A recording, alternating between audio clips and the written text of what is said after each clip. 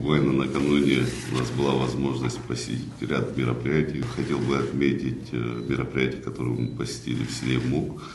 Считаю, что важно развитие вообще в целом Восточной Абхазии.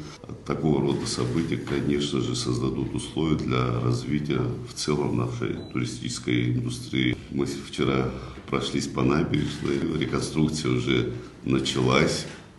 И мы видим, что это очень масштабное мероприятие. Договаривались, что одной из целей совместной деятельности является максимальное увеличение такой самодостаточности экономики Абхазии. Да? Потому что и в интересах Абхазии, и в интересах России, чтобы экономика Абхазии максимально обеспечивала необходимые доходы бюджета, обеспечивала нормальную жизнь людей, социальную защиту, развитие инфраструктуры, инвестиции в новые проекты. Тяжелая задача, непростая, но вы знаете, даже вот за эти полгода видно, что доходы бюджета выросли почти на 30%. И отдельно, Бадазарович, хочу сказать спасибо, помимо всех этих наших вопросов, знаете, человеческие